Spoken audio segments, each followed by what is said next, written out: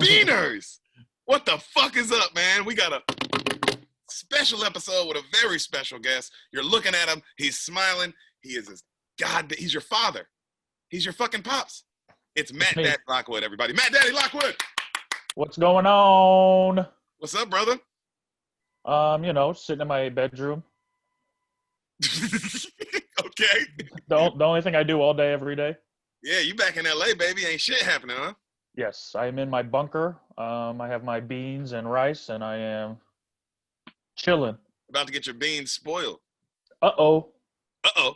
Uh-oh. Hey, don't spoil these beans. It's okay. Don't make that face. I did that. Daddy, I miss you, brother. To our guests who are new, who are like, who's this fucking guy? Go watch the Attack the Block episode. What a fucking movie that was. Yeah, did you like it when you watched it?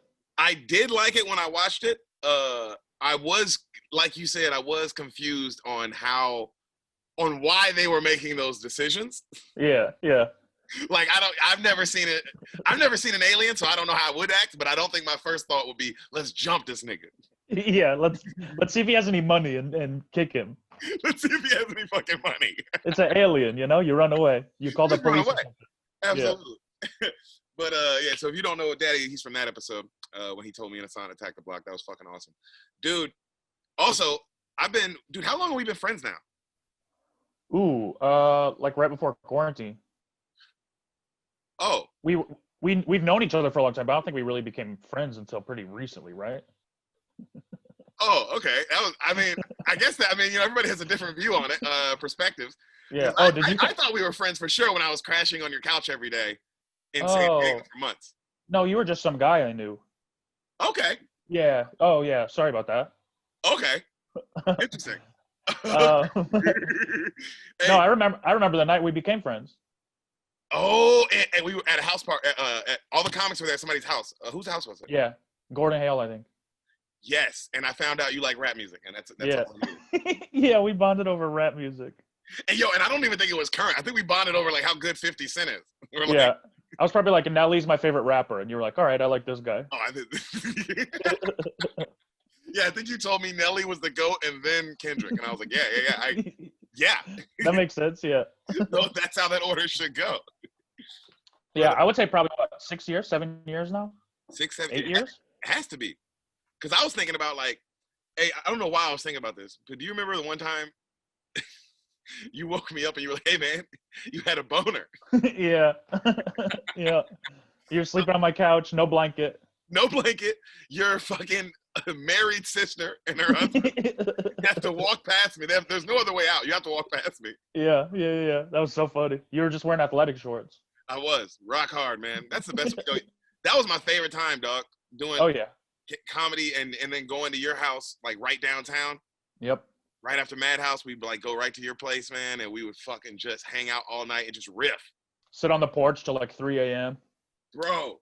Yeah. Riffing. Just like, how did the conversation get here? Like, what if Dave Chappelle couldn't read and we're riffing for like, and you remember that we were riffing like, what if Dave Chappelle really didn't sign the contract because he just couldn't read? Yeah, he didn't know what it said. He just didn't know how much money it was. Yeah, we had some good times. Oh God. So many good people too. Yeah, man. San Diego was better. And then you get to LA and you're like, this is work. Yeah. I want to go back to the minor leagues. They had more fun there. Do you think MLB players ever say that? Man, the minor leagues was fun. If they get to the majors and they suck and their team is mean or whatever. Basically, you're saying we're failures. But think of the guy that's like the MVP of the minor leagues. He's having a good time, You know what? Yeah, he's not mad at himself. No, everyone respects him, and he's just kind of like the best in the little league there. And that's what people say too. Oh, that's a cool little MVP trophy. Yeah. Oh, it's like the second best league, and you're the MVP, so you're the second best player. Something like that. That is what San Diego felt like. It felt like it felt like we won 5 straight rings in the D League. Yeah. You know what I mean? But we were undefeated. Yeah. We were balling. Balling, dog. You know what else I was thinking about? I was thinking about how when we were at the Comedy Store, my one interaction, like my night with Dave Chappelle, that I told the story in a bunch of podcasts. You were the comic who brought me up. Yeah. And you were the comic who said all those credits. I remember that. And that's why I didn't get up. But it ended up being a better story for it. Okay, I wanted to ask you this. Did you know he was in the room at all? No. I think I knew he was there, but I didn't think that, like, nobody signaled to me that he was going to go up or anything. Well, he didn't say that. He watched your whole set. I mean, you had been on 2 seconds, and then he came in and was watching. Yeah, okay. So, yeah, I didn't know then. And also, that's what made me mad. It wasn't like he was like, all right, I'm going to go up after this guy. I don't care who's next. He was like, all right, let me see who's next. And then you start fucking around because you don't know. You're just fucking around. Yeah, it's like a shitty show in the belly room. Yeah, why would Dave Chappelle be there? Yeah. Oh, my God. Yeah, I think I brought you up as, like, you slept on my couch and all that shit. Yeah, like, it wasn't... He smokes a lot of weed. He sleeps on my couch. What else can I say about this guy? And then you just hear, all right, I want to go up.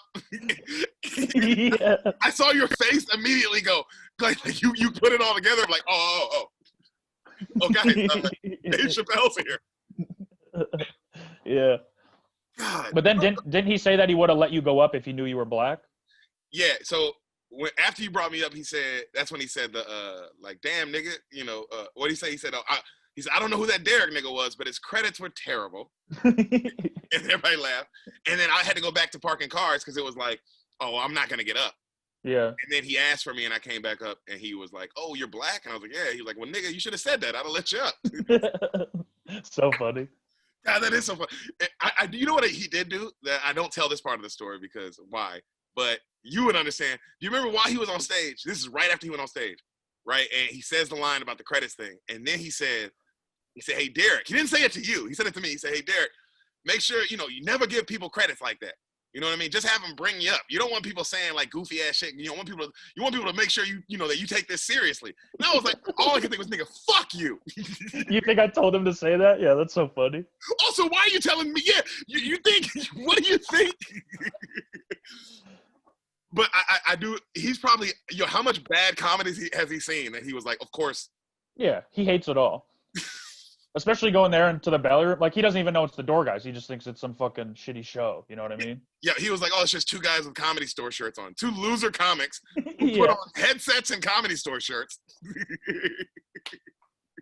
Yeah, what a bad time to do that, huh? It was, but it's like, what, I go up and nothing happens? Yeah. Like, yeah. He doesn't remember any of that. Right. I remember, were you there the night that he watched Ron Taylor? Mm-mm. Yeah, I remember he watched Ron Taylor in the belly room, and he gets up and he said, man, he said, hey, what's your name? Young brother, what's your name? And he's like, oh, Ron. He said, Ron, I'm serious, brother. You're the next Bernie Mac. He said, I ain't seen some shit like that since Bernie Mac. Ron was like, thank you, man. And then, you know what Ron's doing now? He's in his van. Yeah, he lives in a van. And it's like, what is Dave Chappelle supposed to do? Just give him $1 million? Like, I understand that. But it's funny. It's funny to me to be the GOAT in comedy and tell a nigga, like, hey, bro, you remind me of one of the other GOATs. The GOAT. Yeah. Good luck with that. Yeah. We'll see you around, hopefully. That's the best he can offer. That's the best I can do. I can give you a good compliment. Yeah. He's already got openers. Oh, fuck. How's the Comedy Store, brother? How's it going up behind the glass? It's the worst version of comedy, but it's something. It feels nice. Take what you can get. It's like being addicted to a drug and someone gives you the worst version of it, but if that's all you got, you got to take it. Damn. That's a great way to put it. It ain't good. It doesn't feel good, but it's something. You're just doing fake ecstasy out every night? Yeah, essentially. And all it does is make your fingers tingle. Yeah. Oh, barely, yeah. I walk out of there trying to convince myself that it was good. But, I mean, it's been nice to be able to have, 100%. I was about to say, what's it actually like? What is it like? So who is it? Somebody hosting? Or like, what is the scenario? Because I haven't they just kind of walk around and say, you're going to go up after this guy. And it's kind of like hosting potluck where it's just like, you kind of find people that are there and then put them up and then it just kind of goes. No host. You kind of just do however much time you want to do. It just keeps going. Keep bringing people up and up and up a couple hours. Damn. So it's like, it's trying to run, I guess, like It's trying to run like the OR. Yeah. Yeah, no host. Everyone just brings up the next person. No paid regulars. Mm-mm. Once in a while, I mean, yeah, there's been like some old guys there and stuff. Yeah. But the good paid regulars don't really go up. That makes sense. That you know what? That does make sense. Yeah, they're there to hang, but they all say no to going up. Get some fucking money. Yeah, it's like a bad bar show with a window in between you and the crowd. Hey, hold on. The sounds bother me. Hold on. All right. The maintenance on the fly, bro. Hold up. Is it me or it's you? No, it was I had it on the chair, and so it was Oh. the sound was bouncing off the motherfucking like metallic. Stupid shit. Hey, have you watched any SNL since our homie Punky's been on it? I just watched the Chappelle episode. I haven't seen anything else. I didn't see her in it at all. I didn't see her in that one, but I saw her in one of the like junts they had her, and she, but I was waiting. I was like, let my nigga talk. I hate when they're like, you're a new cast member, they don't let you talk. Yeah, you could sit in the back or something. Yeah, but it's like, nigga, she's funnier than everybody on that show. Oh, she'll get her shine eventually. She's gonna blow up off that shit, bro. Quicker than most of those people. Yeah. She's just funny. It's because it's like nigga, she's like who what's the best way to put it? She's like Bo Jackson. It's just, yeah, she doesn't undeniable. Yeah. Yeah. She can just. She has like more personality than anyone I've ever met. And that was working the bar at the Comedy Store. yeah. Now picture her on TV. Now, put that on TV. Yeah. God damn. Yeah, she'll blow up. She will. Hey, before we start the episode real quick, we gotta pay the bills. Daddy? I don't have any money. I don't know if we're gonna be able to do this episode then. Oh, okay. I don't know if the Beaners knew, but I charge the guests. This is not not free. Let me ask my mom or something. Okay, but while you're doing that, you like football, right? Yes, love it. Love it? You like what's going on? How are your Lions doing right now? Oh, I don't love that. We can skip past that part. They're awful. Get to the Titans. One of the worst franchises in sports. Oh, you think so? Worse than the Knicks? Yeah, my whole life they've been bad. Knicks have won some playoff games. The Knicks have won some playoff games. I mean, it is crazy that you guys have two of the possible greatest position players of all time to play their position, and they both retired early. Mm-hmm. Like, what does that say? Yeah, it's a horrible franchise. But enough of that. I'm glad you like the football because the Titans are doing great. And you know why they're doing great, Daddy? Is it have to do with number 53? Nope. But number 56. He changed. Oh shit. He changed his number. You can change on me. Number 56. That's what I meant. Yeah. Darren Bates. Guys, Darren Bates. What we want you to do is we want you to go to your Instagram and we want you to fucking follow at Darren Bates, at Westlandson_56. Darren Bates, you follow him there. You go to the Raw Room. You listen to his podcast. You follow and subscribe to the Raw Room on Spotify, iTunes, YouTube, and you watch it. That's what your job is. You're a fucking beaner. Do your job. You don't have much to do besides, probably take care of your families and stuff. So go support Darren Bates. I just did it. You just did it? Yep. He just did it. Daddy did it. So you can do it too, beaners. Fucking do your part and don't fuck this up. Daddy, you ready to hear a movie? Yeah, I'm excited. All right. I want you, real quick, before we start, obviously one more thing. Can you tell me real quick, as fast as you can, just sum it up, what you think happens in the classic Con Air? Oh, shit. Yeah, so it's Nicolas Cage, right? And is John Travolta in it? He could be. Okay, so it's Nicolas Cage and John Travolta. They're in an airplane, right? And there's bad guys on the airplane, and the airplane crashes. I think that's pretty much it. No, something with the government. There's something with the government. It's always, they're involved.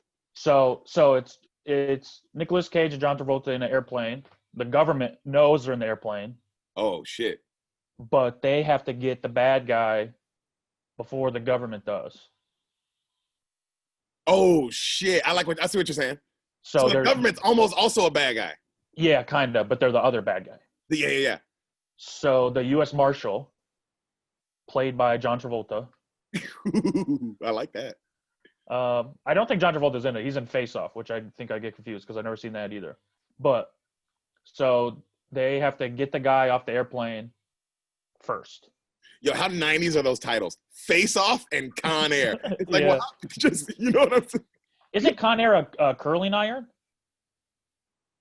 It is. Right? Yeah. Was that first or was the movie first, do you think? It's funnier if the movie was first.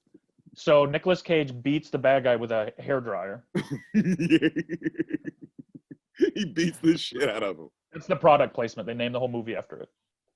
Okay. So I like your movie. Your movie is almost like a double spy kind of thriller with a lot of product placement. Yes. Yeah. A lot of advertising. Okay. Make that money. Make that money. Okay. Okay. You're wrong. Damn it. You were wrong. It is funny because the title of the movie is pretty. It's like Con Air. Wow. They couldn't think of nothing else, bro. It could have been. They were just like, no. Just Is there a slash in it, or is that just Face Off 2? Face Off has a slash. Right. Con Air doesn't? Yeah. Is it How one funny word? is it, bro? Face Off. Face Off. And they switch faces, right? Yeah. That's the whole premise of the movie? Yo, Face Off. What, nigga? Yeah. That movie's off the chain, though. Yeah, I want to watch it. Yeah. That movie's off the chain. I'll definitely, maybe for another future episode, Beaner, stay put. Papa Bear. Credits roll. Okay. Credits are rolling. I'm in. You hear a guy giving a speech as you see like Army Rangers, almost like an Army Ranger commercial on the television. You know what I'm saying? And the nigga's like, Army Rangers have a proud history. They lead the way men are supposed to lead. And, we credit their heritage, blah, blah, blah. And they served your country well. And it's all this shit, right? And then we also, America thanks you for never leaving a man behind. And we wish you luck. Cut to, you see like real Army Rangers and like they're retiring. All right. Okay. And we see our lead, Nicky Cage. Yeah, there he is. Okay, let's go. Dude, let's go. Yeah, right? You see Nick Cage, some soft ass music starts playing. Soft ass, like, bro, that song, How Do I Live Without You? Like, you just see the background of it. All right. Okay. So you see this nigga like you see a beautiful girl, like he gets on a boat to come home. You see a beautiful girl at a bar, like this beautiful blonde girl, right? And he runs up to her and he's like, this nigga, I should mention this. Nick Cage has the worst, this all time, worst country accent you've ever heard in this movie. Okay. He's supposed to be from Alabama in this movie. Okay? Yeah. And so he runs up to his wife and he's like, hey, hummingbird. This is my problem with his accent. Whoever told him, like, hey, Nick Cage, we need you to do an Alabama accent, he took that as, oh, never show any excitement this whole movie. So that whole movie, bro, that's his cadence, bro. Hey, hummingbird. Like, he never gets higher or lower. That's how he talks. All right?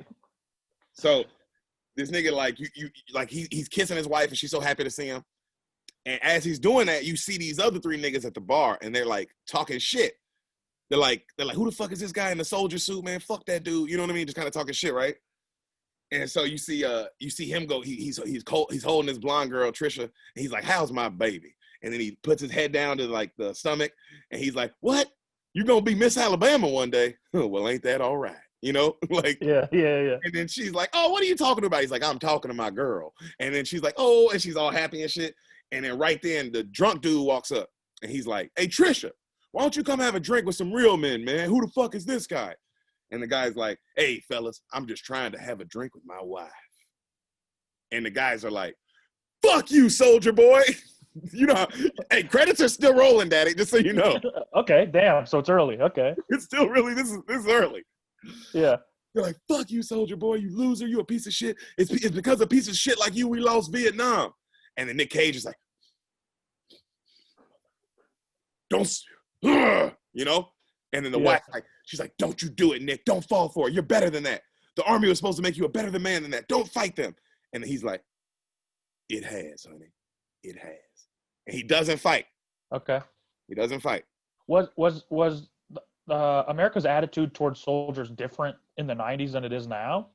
I don't know. I've never seen anyone go, it's because of you we lost Vietnam.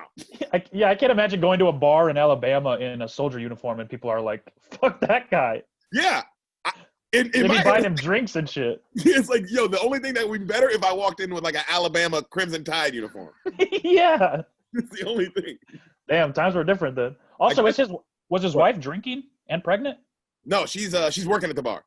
Oh, she works there. Okay. Yeah, she's bartending. Okay. So he's like, I'm not doing it, right? I'm a better man now. Right? He said, I've grown up. And then that song really kicks in. How do I live without you? How do I live? You know, it really kicks in heavy. That's a banger. It is a banger. Hey, oh, that's what I forgot. What? Headphones. That's because I'm looking at you and I'm like, man, why is my echo kind of like, oh, nigga, that's why people wear headphones when they do these. Yeah. Can you bring me those? Are they yours? Thank you. Sam's guy, Sam Lopez, everybody. You want to say hi, Sam, to the Beaners? Hi. That's her. I brought the headphones. She's doing her job. She doesn't get for this, but maybe one day I'll have sex with her. Pay her that way. Okay, how do you hear me now, Daddy? Am I better? Ooh, way better, yeah. Oh my God, yeah, you're better too. And all the Beaners who are like, man, hey, bro, the episode just started. Suck my dick. You didn't have to listen to the whole thing with bad audio, nigga. Just relax. You know, we fixed it. We fixed it. It's like you got a whole movie left. The credits are still rolling. So fuck y'all if you mad. That's how I talk to other fans. You can talk to them any kind of way. They're fine. I like you guys. So it's raining hard outside. All right. Credits still rolling. It's raining hard. They walk out the bar. As they walk out the bar to their car, the three dudes from the bar come up and like go, hey, soldier boy, you pussy.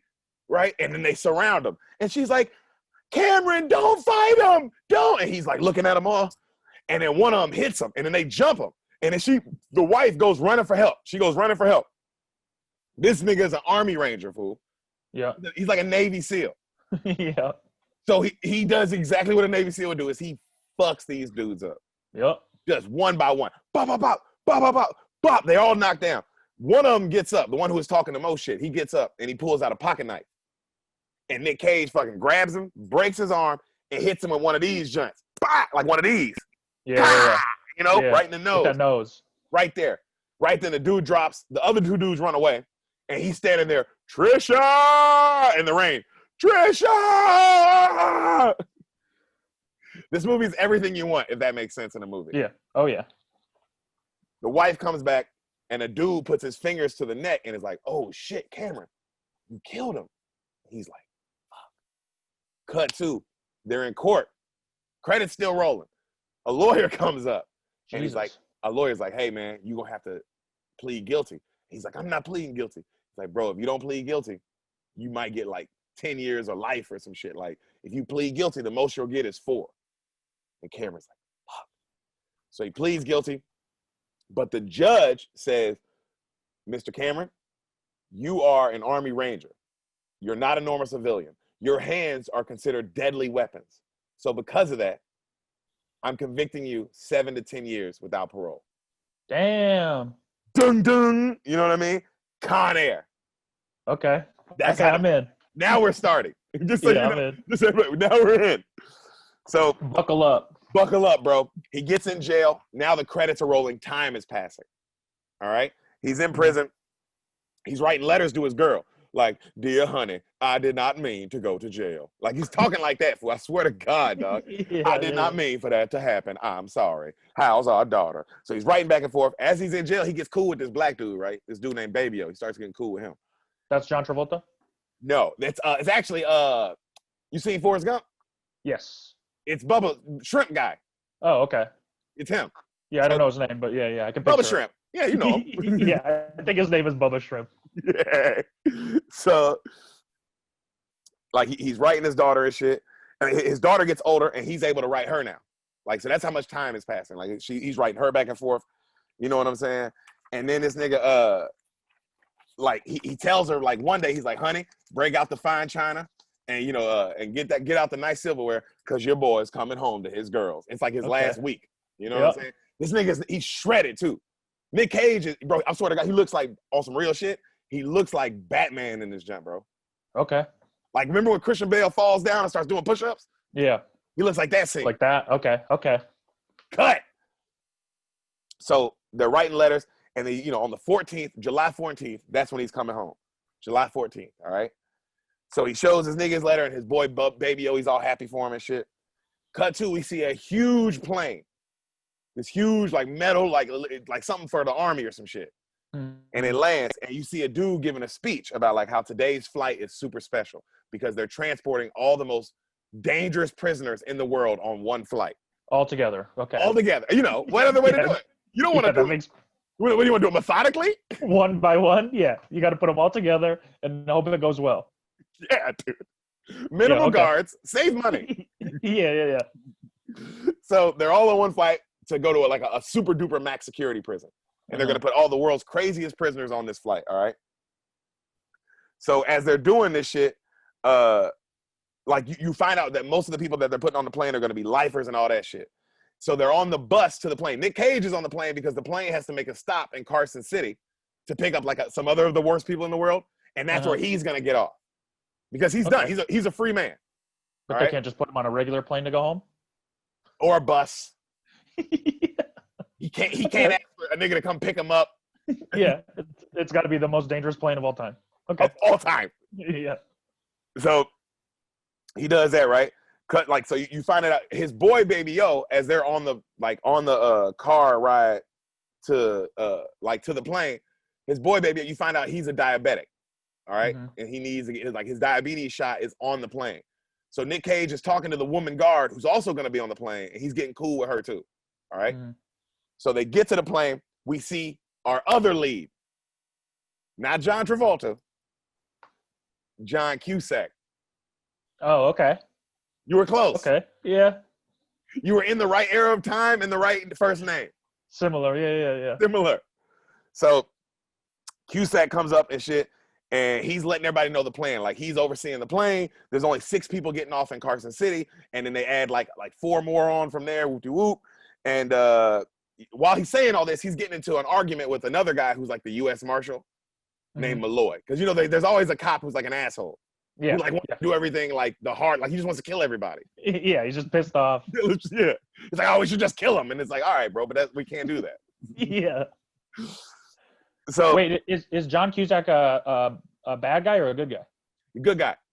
He's a cop or whatever? Yeah, he's a cop. He's like a cop. Okay. He's like the one overseeing. He's the one who put all this together. This really good idea. Okay. Yeah, so he's also very smart. Okay. He's very, very smart. So, and you know, they're talking to him about that shit. They meet a Mexican dude comes up who's like also with the cops, and he's an undercover DEA agent, and they're gonna put him on the plane to talk to one of the guys and get information like from a drug lord or like that's their plan. You know what I'm saying?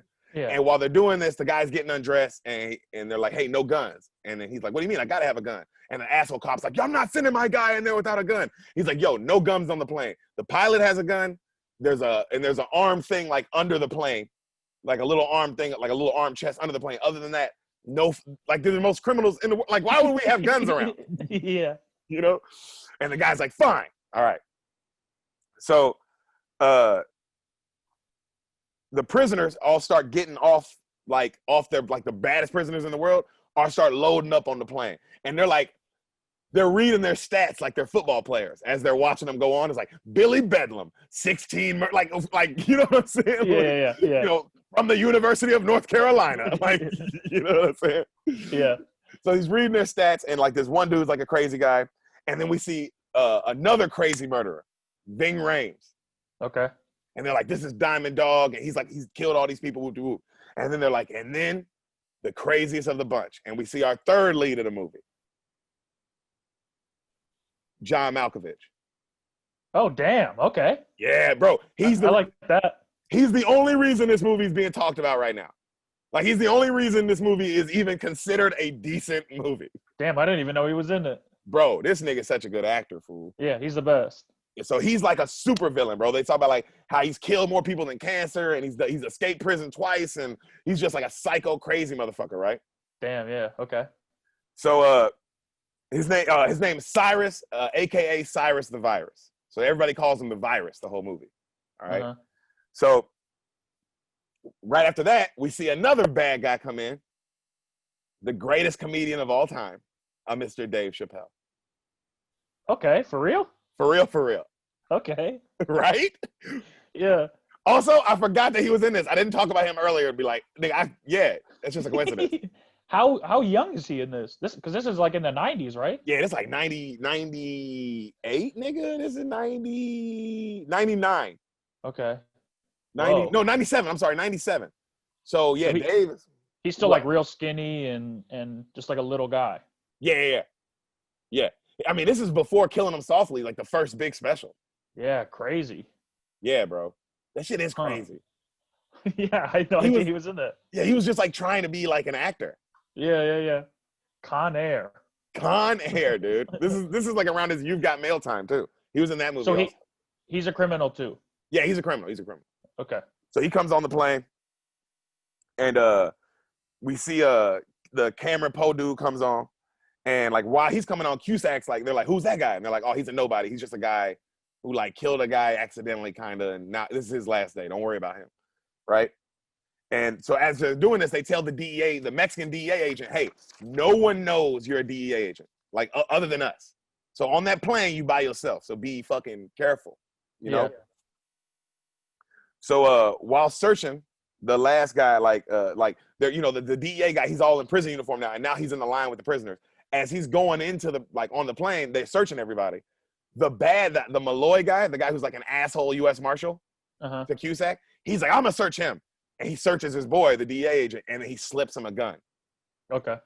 Smart. So that's it. Smart. Yeah. Just in case. Are all these guys handcuffed? Handcuffed, feet cuffed, and then like the full body thing where they can't move. Yeah, right. Like orange jumpsuits? Orange jumpsuits. And the real bad ones, like Ving Rhames and motherfucking what's his name? John Cyrus Malkovich. the Virus. Yeah, Cyrus. They're not even on like regular plane seats. They're like in cages like dogs. Okay. So that's how that is smart actually. That's the only good idea they had. Yeah. I wonder how it goes awry. Let's bring 2 cages and the rest can sit in the regular seats. The rest get regular seats. So Chappelle sits next to, like, they sit him there, and he's sitting next to like an Indian dude, right? And he's like, yo, what's up, chief? He's like, man, you look like you want to scalp a motherfucker. Like, he's just kind of fucking with him, right? Mm-hmm. The guard is giving a speech about like how, you know, no bullshit on the plane. I'm not going to tolerate anything, blah, blah, blah. He like beats up a guy to like prove his point. You know what I mean? Yeah. All that shit. Yeah. Malkovich, John Malkovich, he's in his cage. He looks over, he starts talking to another criminal, Danny Trejo. Oh, fuck. This is like fucking The Expendables. Oh, dude, this is the Expendables before the Expendables, dog. 100%. Yeah, this is awesome. Oh, dude, me and Sam were watching it every 5 minutes. Oh, shit! You just get excited. Yeah. It's also a very diverse group of criminals. That's nice of them. I know, right? Not everybody's like, man, look how mixed this group is. Yeah, it's one of each. You know, like real prison. So, the like, he's giving his like tough speech, and Malkovich talks to Danny Trejo in Spanish, right? He's like, hey, aren't you like, hey, como está queso, es queso, you know? And it's that, which a lot means, of cheese. A lot of cheese, which, oh, actually, no, it means, hey, aren't you Johnny 23? And then Danny Trejo's like, yeah, I'm Johnny 23 because I raped 23 women. He's like, they call me Johnny 600 if they knew how much for real. And this nigga has a tattoo on his arm for all the 23 bitches he raped. That seems like a bad idea. It does. No wonder you get caught, you know? You put the proof on your arm. Yo. I hadn't thought about that. Maybe don't do that, you know? Keep it a secret or something. Yo, you're the reason you're not Johnny 600 is because you didn't get 600 tattoos. Yeah, they just count on the arm. They were just like, oh, we'll convict him for 23. That's enough. It's more than enough rapes. Also, your nickname, they went through all the numbers. Was he Johnny 1 at some point? Yo, was he always Johnny 23? And he was like, that's I got it. That's it. Yeah. We're going to stop there. I gotta live up to the name. It is like Michael Jordan, 23. Oh, maybe in So his head, like that's the GOAT. He wanted to be the best, yeah. That is. Interesting strategy. That nigga say, what came first? The 23 rapes or the nickname? So, oh God, bro. So this nigga, they're going back and forth, and John Malkovich is like, man, like I don't like rapists. He's like, to me, you're the shit that's like in between people's mouths when they wake up in the morning. Like that's you. Yeah. You know, he said, but while we're on this plane, like you'll be useful. You know, he said some shit like that. Yeah, in case we need to rape a guard or something. You never know. Hey, bro, you don't know what happens on Con Air. Yeah. So, now I get it. Con Air. Oh, wait, did you really just get that now? Well, I mean, I just thought about it. Yeah. That's why I was laughing. That's why I was like, yo, Face Off and Con Air. Yeah. What were they thinking? Yeah. So easy. So in your face. I guess Space Jam. Yeah, that whole 90s era, that's all they knew. Oh, Space Jam. Yeah, I just kind of got that too. Okay. Yeah, it's easier to name movies back then. Yeah. Yeah, Shawshank Redemption should have been he called He Gets Free at the end. Yeah. Hole behind the poster. Yeah, hole behind the poster. Love that movie. I love it too. So as Malkovich is talking shit to Trejo, he's pulling out metal pins out of his hand, like under his skin, like that he hid. You know what I'm saying? And you see Ving Rhames, he's doing it too. All right. They get out the pins. They start going to work on their handcuffs. They get loose. They're still in their cages, but now they're like, their hands and legs are free. Yeah. All right. So Dave Chappelle, as they're doing that, he like, because the plane's now taking off. Dave Chappelle like gags up a string and then starts pulling a string out of his stomach and then like throws up a little pouch. Okay. All right. He opens the pouch up. Inside it is a little fluid, like a little fluid pouch, like a little fluid case and a match, and like one match. He turns around and he looks at like Cyrus, and Cyrus nods.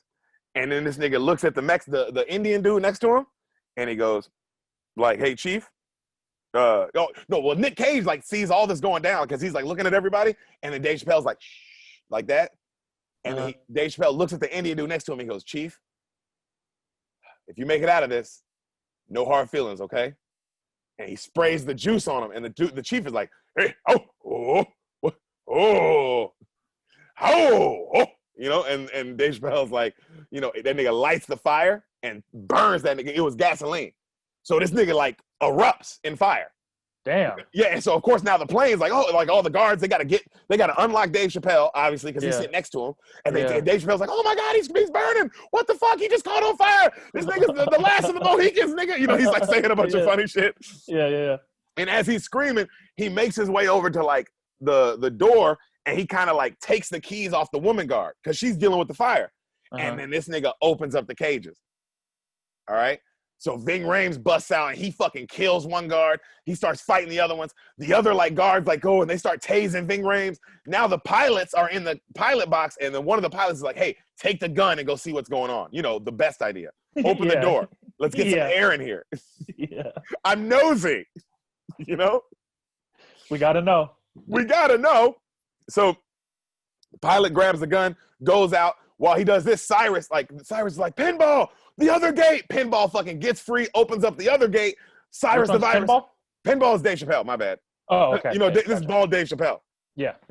Unlike now's, you know, Afro Dave. Yeah. You know, Dave with the big afro. Yeah. This is bald era.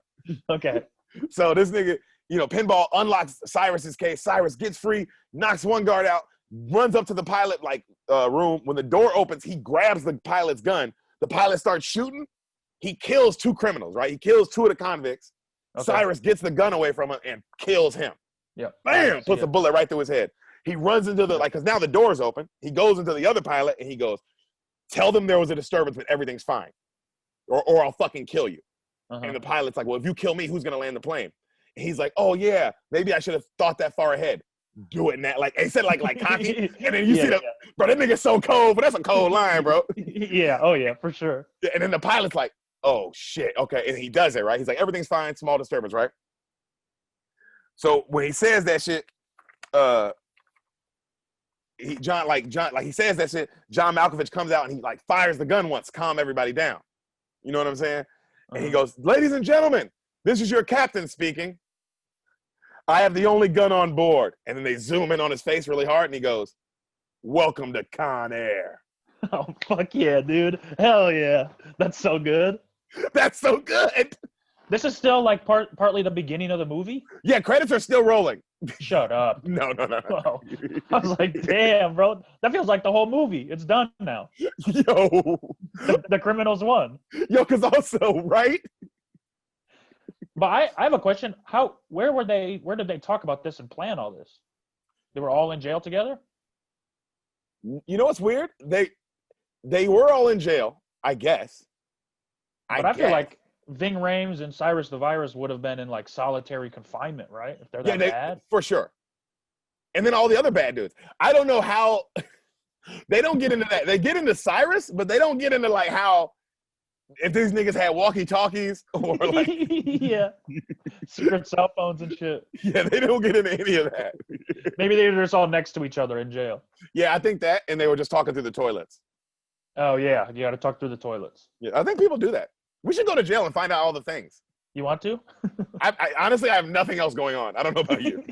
Yeah, wouldn't have to pay for food. It'd be so nice. Make some new friends and shit. Dude, no rent, new buddies. New buddies. I could probably get up in there at least once. And we would get ripped. Fucking shredded. Bro, we'd come out of there looking so sexy. Dude. Yeah, I would know how to properly make love to a man. What? Well, I could teach you that. What should we do to go? Because I don't want to go for like a long time. Yeah, I don't want life, but I also don't want to be there for 6 months. Like, I want to go. Yeah, I want a real experience. Yeah, so like I need a 2-year crime. Is cat burglary? I think cat burglary. Yeah, let's steal a cat. No, Daddy, that's not what cat burglary. That's What is cat burglary? Wait, so do you think cat burglary is a person running around stealing cats? Well, burglary is stealing, and I know what a cat is. Well, you know what? If you're gonna go by definitions on me, then yes, you are correct. What is cat burglary? Yo, I'd love for a nigga to. How funny it would be if somebody was like, "Hey, man, what is homeboy? Yo, what is he in jail for? Oh man, cat burglary. Damn, bro, he was robbing niggas. Nah, he was stealing cats. He stole a bunch of cats. He stole like how many? Like 200. Yeah, it's a real crime too. You go to jail for it. I mean, at a certain point, the cops would have to like, hey, bro, he stole how many cats? At a certain point, they would be like, well, we can't let him keep, like, he's not, even though if I'm taking care of him, I'm not doing anything bad to him. Yeah. Giving him milk and shit. I love him. I name him. I change their names. Yeah. The world's best cat burglar. He's on the plane too. Yeah, he's on the plane too. He has cat eyes. Yeah. So, back on the ground, Cusack is like, he's all nervous because he saw that there was a disturbance. But, you know, the lady tells him, hey, the pilot called in. He says everything's fine. And Cusack's like, why was there a disturbance? You know? Yeah. So the prisoners are now unlocking everybody. They unlock Danny Trejo. He immediately goes to rape the woman guard. Mm-hmm. Didn't even go to the bathroom first. Just, I'm going to rape her. Yep. So he goes to rape her, and Nick Cage is like, I can't allow that. And then he's like, you know who I am, S.A.? And then Nick Cage goes, ugly all day. Oh, damn. Burn! Damn. They should just kill him right now. Yo, why wouldn't they kill him right then? Yeah, you saying corny shit like that? Yeah, you don't fit in with us? That's not how we talk. It's not even about you being a good guy. Don't say corny shit like that. Yeah, did you see the Con Airline, how badass that was? Say things like that. What are you saying weird burns for? Yo, I wish you're such a bully, bro. I wish you were on that plane because you would have been the guy to say that. Yeah, hey, he's gotta go. You're gonna ruin John's great line. He just said that great Con Air line. Think of things like that. Write shit like that down. Yeah, you fucking hick. So, he stops. He punches him. Right. He knocks out Danny Trejo. Like, you're not raping this woman. And John Malkovich walks up and he's like, he's right. He's like, Danny Trejo. He looks at Danny. He's like, Johnny 23, can you fly? He's like, no. He said, good, because if your dick comes out of your pants, you'll be out of this plane. Oh, damn. Right? Okay. He doesn't like rape. Yeah. Here's what it is. Criminals with morals. That's what I like. I do like that. So they find out the crew change, like they're like, oh, we have to make a stop in Carson or whatever, right? So the pilot's like, hey, Cyrus, what do you want me to do? And he's like, land in Carson as scheduled. And everybody's looking at him like, well, that's fucking, why would we do that? And he's just smiling, right? So right then, as they're saying this shit, they're unlocking the DE, because they're unlocking everybody on the plane. They unlock the DEA agent because they don't know. And then this nigga immediately grabs his gun and grabs Pinball. It's like, all right, everybody freeze. And of course, everybody's like smiling, like, nigga, what? Yeah, what are you gonna do? What are you gonna do, bro? We're in the air. Yeah, that's a bad strategy. Oh God, Nick Cage goes, brother, I don't think you thought this out all the way. Calm down. And they're trying to calm him down, right?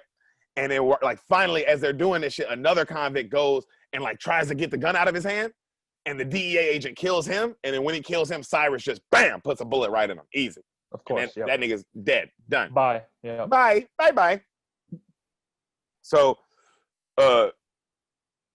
the Cyrus asks, like, he goes up to Chappelle, and he's like, Chappelle's like, yo, I got bad news after you killed that guy. Like, after that guy killed him, he's like, what? He goes, there's 3 dudes getting off this plane in Carson City, and it's these 3 dead dudes. Like, these are 3 of the dudes that were supposed to be getting off on this transfer. Yeah. So now we need 3 volunteers, like people who like want to get off. So when they say that, Baby O looks at Nick Cage. He's like, hey, that's us. Let's get the fuck out of here. And then Nick Cage is like, oh, but I can't leave the woman guard. And the woman guard's like, I'm fine. Get the fuck out of here. Yeah.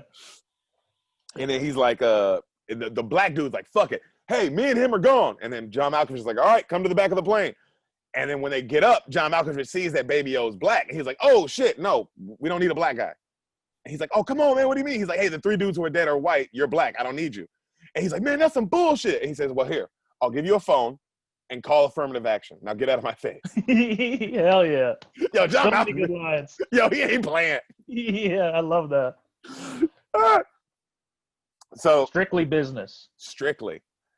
So they go like Nick Cage goes, hey, don't worry about it. When I get off the plane, I'll just scream to high heaven. The plane will never get off. And then he's like, Baby O's like, cool. So they head to the back. The pilot tells him like, hey, man, just so you know, Cyrus, there's a sandstorm going on down there in Carson. And Cyrus is like, perfect, even better, So while all this is happening, there are guards checking Cyrus's room back in his old cell. And they find a bunch of shit like scraped on the wall, like that the wall can like come off easy. And they're like, what the fuck? On some Shawshank shit. Yeah. So as they're doing that, cut back to, they're putting like on the plane, the people who are volunteering to get off. Cyrus goes, hey, like he's letting them know like, hey, so I'm about to bag and gag all of you because I don't want any of you getting off the plane and screaming like an idiot, obviously. Yeah. And Nick Cage is like, like, oh damn, this nigga's kind of smart. Yeah, there goes our plan. There goes that easy plan. Like, what? Yeah. So as they're about to gag and bag him, Nick Cage goes, I changed my mind. I want to stay on the plane.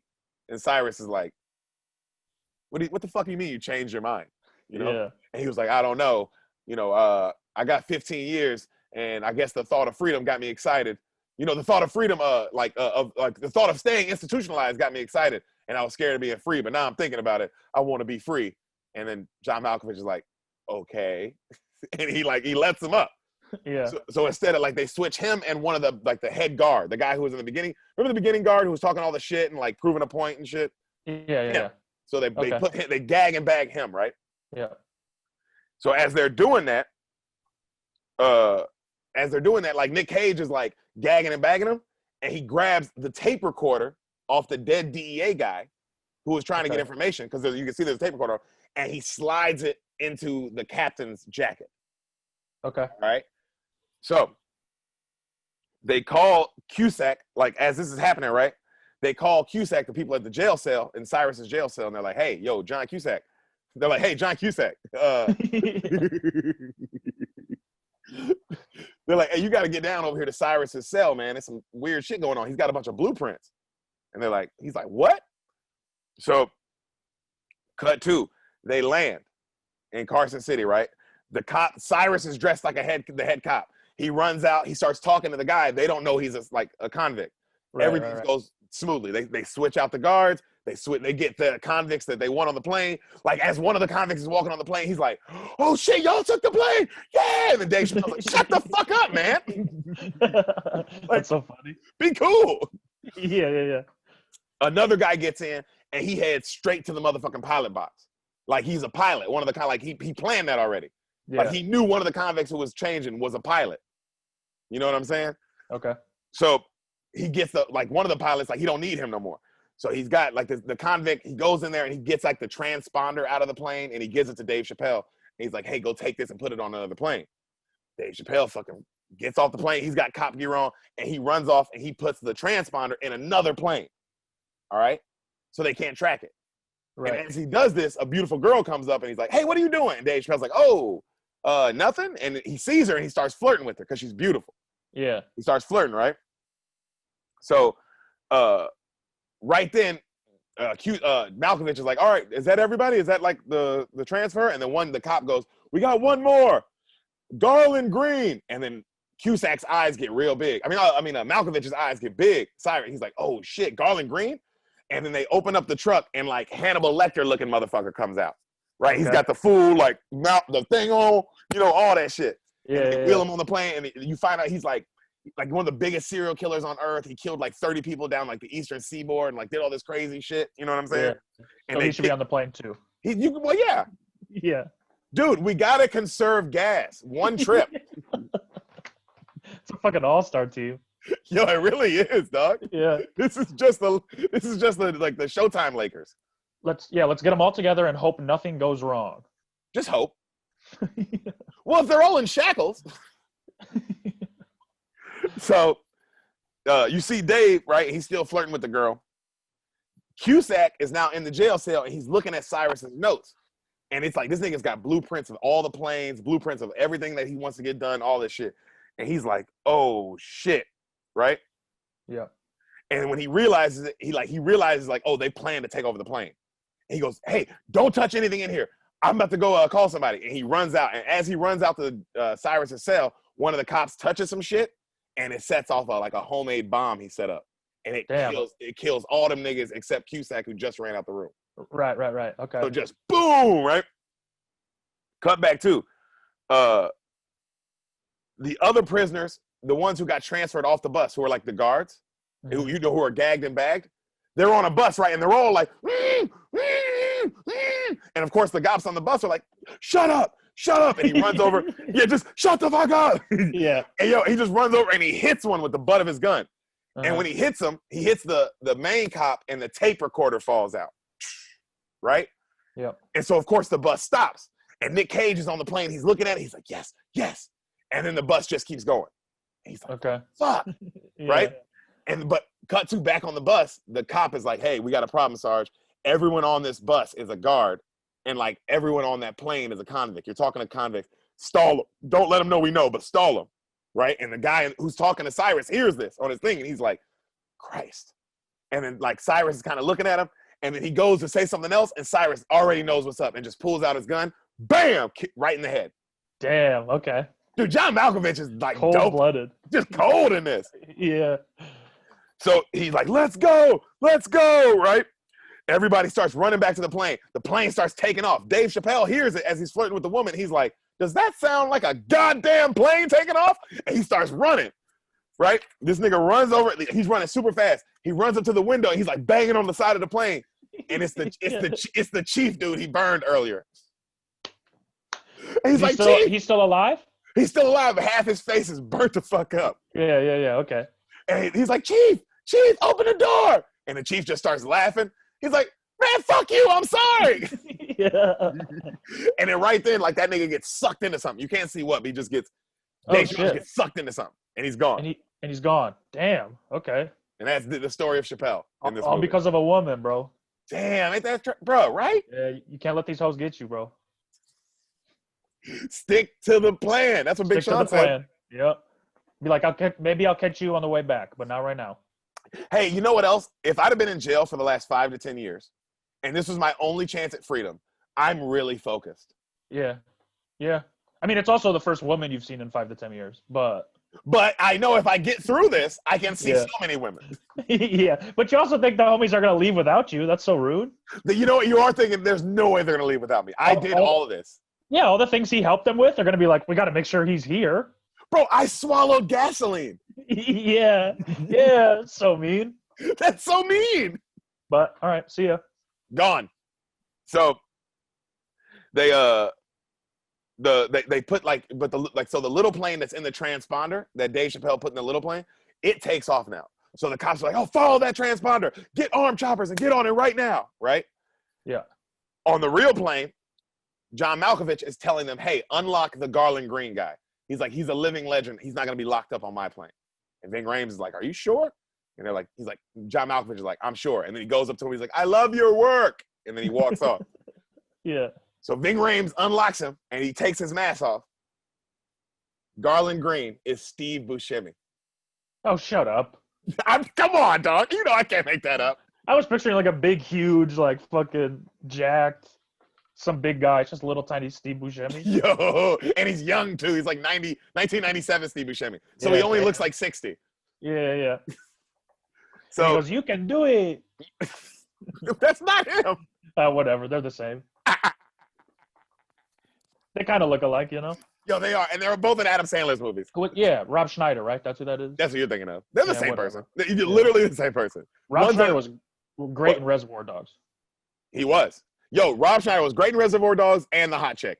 Oh, Hot Chick was great, yeah. The Hot Chick's fucking awesome. Two classics. Yeah, absolutely. So this nigga, Nick Cage comes over to the pilot area, right, where Malkovich and Ving Rhames and the other dude are. And he's like, hey, what's the plan? And right when he asks him that, Cusack gets on the radio. He's like, Cyrus, I know you got the plane. Answer me. Cyrus, right? So Cyrus starts talking to him. He's like, yo, Cyrus goes, here are the rules. You want to talk to me? I ask a question, then you ask one. Have to be honest, though. And Cusack's like, okay. And then Cyrus goes, how did you know that we, like, in Carson City, somebody tipped you off. How did you know that we were, like, we had the plane? And he goes, oh, one of the guys faked a heart attack. That's how we knew. And Cyrus smiles. He's like, okay. He's like, all right, Cyrus, now I ask you a question. Where are you taking my plane? He said, I'm taking it to Disney World. He said, I thought we were telling the truth. He said, I thought so too, John. Oh, fuck yeah, bro. So good. And then Cusack's like, fuck, because he realizes, like, he's got him. Like, you know what I mean? Yeah. Like I said, bro, Malkovich is the whole movie. As you can see, he's really carrying the lifting right now. Yeah, it seems like it. What has fucking Nicolas Cage even done so far? He got mad that the bus stopped and then took off again? Yo, that's it. And he stopped a rape. Oh yeah, so that's a good thing. Yeah, I guess I said it like it was a negative. but also, John Malkovich helped stop it. So yeah, he's the real leader. Yeah, he should have been first build in this movie. He should have been. Actually, yeah, you're right. It should have been Malkovich, Nick, and then Cusack. Yeah, but I think Ving Rhames steals the movie too. All right. Well, I'm excited to hear that. So, do you have Amazon Prime? Yes. Oh, it's free on Amazon Prime right now. This movie. I'm gonna watch it today. Definitely. Let me know what you think. Because the listeners get really mad now that I don't ask for people's reviews anymore. I got you. Well, it's different people on each week. So it's like I'm not gonna bring that person on just to be like, hey, bro, I watched Con Air. It's pretty good. Yeah, you have to watch Con Air before we discuss our movie. Yeah. So, right then, he tells Poe, John Malkovich tells Cameron, which is Nick Cage. He goes, Poe, we're going to Lerner Airfield. It's right outside of Texas. That's where we're heading. It's our rendezvous point to get on our next plane. Make you happy? He slams the door, right? So right then, you see John's Nick Cage's wife, pull up to Carson City because she's expecting to pick him up. Yeah. And then a guy tells him hey, ma'am, we got to, sorry, we had a situation. She's like, what? So cut to Cusack is now focusing on Poe. He's like, hey, man, look, we have three, I did my history. All we know is this. This Poe guy had a chance to get off the plane. He's an Army Ranger. He didn't. You know what I mean? We know he only had this was his last day. He would have been a free man and he didn't get off. We know another fact. Somebody planted the tape recorder on one of the guards so that we can be found out. We asked the guard who. He said it was Poe. That's got to count for something, right? And then, of course, the other guy, the asshole U.S. Marshal guy is like, he's a convict. It means he's a rapist. Yeah. And Cusack's like, well, I mean, I think, why would he do all that? Yeah. And he's like, no, fuck that. I'm going to go blow that plane down. And he's like, you can't shoot the plane down. We might have like an end to get this thing down safety. There's still guards on the plane. He's like, fuck that shit. We're burning it down. They go and get on choppers, right? So Cyrus says to like everybody, like, so we got when we get to Mexico, you know, that'll be our final stop. We'll stop at Lerner Airfield, reload up, and then we'll go to Mexico so we can be free, you know? And they say how they're like this, one of the kingpin drug dealers who they picked up, he's the one who's paying for all this. All right. Like that's how he's the one financing all this shit. So Ving Rhames, like right then they asked like how far to Lerner Airfield. John Malkovich is like, how far to Lerner Airfield? And the guy's like, oh, we would be getting there faster, but we're dragging speed. For some reason the landing gear won't close. He's like, all right, Ving Rhames, go check that out. So Ving Rhames is about to go check it out, and he looks down there and it's like scary as fuck. Like, you know what I mean? Like how like turbulent it is and shit. And he looks at Poe and he's like, hey Poe, you check this shit out. And Nick Cage is like, fuck. So he goes in down and he checks it out, right? With Ving Rhames. And when he goes, you see Dave Chappelle got sucked into the landing gear. So you see like Dave Chappelle like bent up like this. But he's dead, right? He's like cut in half, damn near. Yeah. Okay. You know? Okay. So Ving Rhames like, oh damn, it's pinball. Cut him loose, you know? So the landing gear will come up. And he's like, all right. So right then, Nick Cage sees like a little Sharpie on Pinball's jacket because he's wearing the cop jacket. He takes it off and he writes on his shirt, for Larkin, which is John Cusack, because he heard his name on the thing. He's like, for Larkin, you know, like from the like Con Air plane or whatever, like from this plane, you know? Yeah. And then he pushes the body out. Damn. So the body falls and it lands on like some old white people, like in a city. Bam, right? Yeah. So when that happens, you know, you see Bidley, like they come back up, right? They come back up. The landing gears now come up. The Billy Bedlam dude, this dude from the beginning who was like one of the criminals, he hasn't liked Nick Cage the whole time. He hasn't said anything, but this dude been just looking at Nick Cage, not liking him, right? And he goes up to him and he goes, hey, you said you had 15 years. And if you had 15 years, that means you were on North Block. And it just so happens I was on North Block. I never saw you. And then Nick Cage is like, well, what's that mean? Well, that means diddly shit. He said, because I know there was 160 cats on North Block, and I didn't want to know 159 of them. And the guy's like, okay, right? Okay. Yeah. So right then, Bedlam like goes, he looks at me and he goes down where they just were, where all the personal belongings are. And Nick Cage sees this and he's like, fuck. You know what I'm saying? Like, this dude's on to me. Yeah. You know? So Cusack is now talking to Poe's wife, and he's talking to him and shit. And he's letting her know, like, hey, I think, like, she's letting him know, like, hey, he's a good dude. Like, if he stayed on that plane, it was to help somebody. Like, I know my husband, he's a good guy too, right? So as he's hearing all this, he gets a call from a cop in a random city. And he's like, hey, I got a body here that just fell out of the sky. It's for you. And he's like, what the fuck does a body have falling out of the sky to do with me? And the cop's like, well, it's got your name written on it. And you see like Larkin written on that bitch. You know what I mean? Yeah. He's like, oh, he puts it all together. Like, oh shit, they're not on that little plane. Like they must have took out their transponder. Because how the fuck would a body fall over here? Yeah. And then he does the math. He's like, oh, they're headed to Lerner Airport. Like Lerner Airport. So he calls the Malloy guy on the armed choppers who are going to like kill a little plane. He's like, hey, that's not them. They're over here. Of course, the asshole guy hangs up on him. He's like, fuck you. You know, good cop work. Yep. Don't listen to nobody. Yeah. Just if it makes sense. Even if it makes sense, go with your gut. Yeah. Do what you were planning on doing. Always. No matter what. No matter what. That's a good cop. Yeah. Yeah, that's how you be a good cop. So this nigga, he sees you cut back to we see Bedlam downstairs and he's reading all the shit about Nick Cage. And he knows that, oh wow, this guy was free today. And he's holding like his bunny and shit. And then right then you hear, put the bunny back in the box. And he turns around and it's just him and Nick Cage down in the personal area. It's like this little area, right? Like you gotta crouch down to even be in that bitch. And he's like, I knew you was a punk. Your fucking ass is free. You're fucking setting us up, motherfucker. I'm gonna go tell Cyrus. And then all Nick Cage says is, I said, put the bunny back in the box. And the Bedlam guy's like, argh! And these niggas fight each other. in this little space. So they fighting, they jacking. While they're fighting, a pole like gets popped out, like a sharp pole, like it's poked out like that. Nick Cage notices it, breaks the guy's arm, and then slams him on the pole. So it goes through his chest. Damn, okay. He dies.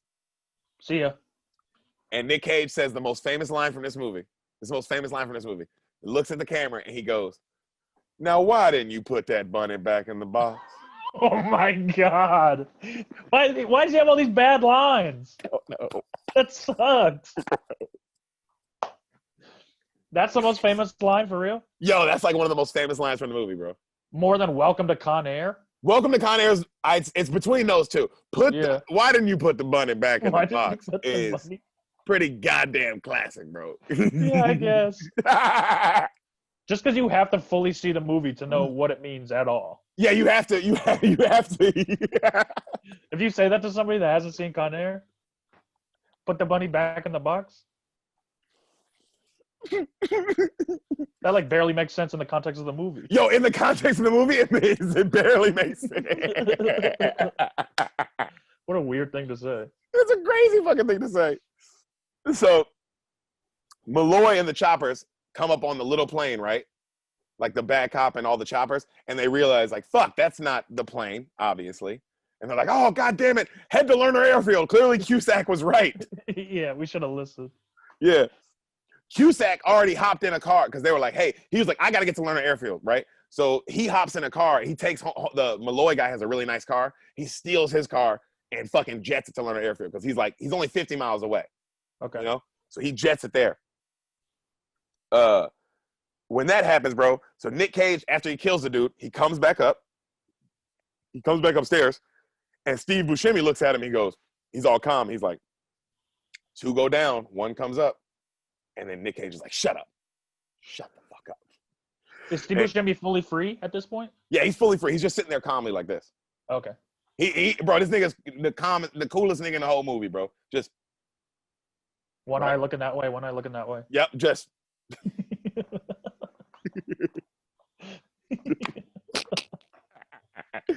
so he goes, not my fault. And then like Buscemi tells him, like, hey, just so you know, most murders are out of necessity. Only the true great ones like Dahmer and Casey, did it out of desire. And he's like, geez, will you shut the fuck up, man? Damn. Yeah. He's like, I'm not like you or any of those guys. You're all insane. And Steve Buscemi goes, I mean, you think that's insane. What if I think insane is working a job in a cubicle for 50 years just so they can fire you one day, and then you go into a retirement village where your kids don't message you or talk to you, and then you accidentally and you can't make it to the bathroom one day, you shit on yourself. Maybe that's insanity. Yo, he said that shit, and I was like, well, I guess I should murder people. Yeah, I'm going to be a serial killer. I don't want that life. Yo, that is crazy, because it's like, hey, I think you were supposed to just follow your dreams. I don't think you were supposed to murder people. Paint or something. What are you killing people for? Yo, paint. There's so many other things you could do. Write a song. Bro, you could definitely write a song, nigga. Yeah, it's easy. It is easy. That Sada Baby guy did it. Whole lot of choppers on your ass. Bro, it's a lot of like hot rappers out of Detroit right now. You know he's a Detroit guy? Yeah. Him? Yeah, we're coming back. Yeah, you heard of 42 Doug? No. He has that song with Lil Baby on the radio. It starts, if I go broke like Jock, fuck that dog like Vic. I'm gonna rock that bitch. I'm over there rock that. I don't even like that shit. I don't need me no white no bitch. Have you heard that? No, I haven't. Yeah. We paid. Yeah. We paid. I'm gonna add it to my playlist right now though. It's called We Paid from Lil Baby. We Paid. All right. It's like one of my favorite songs, but that's the best part. I go broke like I'm over there doing that. I don't know, but it's good. All the rappers from Detroit have weird accents, and it's not from Detroit. Yeah, what is that about? They just choose to talk funny, I guess. Yeah, because y'all niggas don't have it ain't like Atlanta or something where it's like a consistent sound. No, it's just, hey, let's try to sound a little weird, and then we'll just say that's the Detroit accent. It doesn't make any sense, but I like it. Also, I like that possibly the greatest rapper of all time came from Detroit. And everyone from Detroit was like, yeah, but I don't want to sound like that guy. Yeah, fuck that guy. I'm gonna do my own sound. Whole lot of choppers on your ass. Bam. You talking about Kid Rock, right? Yeah. Who do you think I was talking about? Kid Rock. Yeah. #1 rapper of all time. I don't know who else was even from Detroit. Danny Brown or Big Sean, Danny Brown, Kid Big Rock, Sean. Yep. and then 42 Doug. 42 Doug. Is Machine Gun Kelly? No, he's from Cleveland. No, Royce the 5'9". Oh yeah, Royce, of course. Yep, of course. Can't forget Royce. How would you forget him? Cheddar Bob. Cheddar Bob. Most of the people in Slaughterhouse. Yep, all the Slaughterhouse people. Yep. Yeah. A lot of good people from Detroit. I think we named them all. I think we named them all. I mean, if there's another one, he probably sucks. Yeah. Anyway. Oh, Rabbit. What about Rabbit? Oh, Rabbit? He's good. Yeah, from 8 Mile. From 8 Mile. Yeah. Yeah. I like good. that movie. Yeah, really good. It'd be cool movie. if there was like a real rapper like that, and like that was his story. You know? Yeah. Yeah. Too bad. Too bad. Anyway, so our boy John Cusack gets to the Lerner Airport, right? He beats him there. It's an abandoned airport. And he sees that there's like a dude, and the dude who's supposed to be in the tower is already dead. So he's like, what the fuck? Like, this is a setup, you know? Mm-hmm. So right then, the Con Air plane lands, and it like almost hits another plane. So it lands and like has to skid out of the way. So it kind of crashes into a bunch of dirt, right? The boys all get off the plane, and they all take their shirts off, and they're like, yeah, because they're like free for a little bit. Right then, the drug lord that's on the plane, the dude that's supposed to be funding all this to get them to Mexico, because Malkovich is like, hey, where's the other plane? We're supposed to trade planes right here. And he's like, oh, it's almost here. Don't worry, just be patient. And Malkovich is like, okay. You know, like, all right. Like, yeah. Okay. And so, cut back to we see Baby O's fucked up. Nick Cage is like, yo, man, I got to get you off the plane. And the guard's like, don't move him. He's already gone too far without his insulin. If you move him now, he might go into shock and then he'll die. He's like, fuck. He's like, well, don't worry. I'm going to get you a needle. Because he finds like a little bit of diabetes stuff left for him, like one that didn't break. Like during the fight, all of his shit broke. Like when the plane like landed and shit and all the commotion, but like one of them's good. He's like, I'm going to go find you a needle, right? And so as he heads off, Ving, like right when he's running off the plane, he notices Ving Rhames is about to kill all the guards. And he's like, hey, don't do that shit. Like, don't do that. And Ving Rhames is like, what are you? Why the fuck wouldn't I do that? Like, what do you mean don't do that? You crazy? He's like, and then he has to play it off like, no, don't do it because if you do it, that's our only leverage. What if this Francisco guy's playing us and no other plane ever comes? This is the only leverage we're going to have to get out of here. And then Malkovich hears that and he's like, exactly. He's like, hey, yo, listen to that. That's actually a good idea. Yeah, good idea. Like, like, it's not even suspicious. He's like, oh, that's a great idea, actually. Yeah. You know, because, you know, so right then you see him take off running, right? Garland, the Steve Buscemi dude, he's also left the plane. And he comes up on a small house with this little girl. So the girl's like 7 years old. She's playing by herself. And the camera's like in slow-mo. And you see this creepy motherfucker like walk up to the little girl. All right? And he sits down with her and he has like tea with her. He starts talking. And the little girl's like, hi. And he's like, hi. You know, he's just looking crazy as fuck. But this nigga, he can act, bro. You forgot how good an actor that nigga is. Oh, he's a really good actor, yeah. Yeah, that motherfucker can act, bro. So, Nick Cage runs off to go find a needle, right? Cusack sees him, right? And he kind of like follows him in. And so while he's looking for medicine, you see Nick Cage is looking for medicine, these 3 Mexican dudes come up on him and like hit him in the back of the head with a gun, right? And they're like, what the fuck? Right then, Danny Trejo outside notices, hey, policia, they're coming. We got company. And he's waving his shirt. And you see all the police like coming in on Lerner Airfield. And they're like, fuck. And Cusack's like, Malkovich is like, damn, we only got 10 to 12 minutes. Get this plane out of this ditch now, right? So the 3 Mexicans who have the gun on Nick Cage, he's looking at him, and there's a jet. He goes, wow, Francisco was going to fucking do a number on us this whole time. And he goes, well, let me tell you something. You boys shoot me, then every single one of those convicts are going to be on your ass in 10 seconds. They're going to hear that gunfire. And then right then, all the 3 Mexicans put silencers on their guns. Yeah. Like, well, damn. Yeah, there goes that plan. Right? That's so funny. I love when a plan just doesn't work. That's the best thing in a movie. They're like, no, actually, we did think of that, so. Yeah, because it wasn't actually that hard to get there. We figured we probably would need silencers. Yeah. So right then, Cusack walks up right when they're about to kill him, and he's like, freeze! And that like gives Nick enough time to like grab the dude's gun, break one guy's arm, shoot another guy, and like fuck up another guy. Okay. You know? Yeah. So then he points the gun at Cusack, and the Cusack's like, are you Cameron Poe? He's like, yeah. You Larkin? He's like, yeah. He's like, they talk for a while, And then he finds out like he's staying because he has a friend on board. He's like, I got to get this needle back to my friend or else he's going to die. I got to do it. He's like, all right. He's like, I saw your wife. He's like, yeah, you did? Well, tell my wife I love her. She's my hummingbird.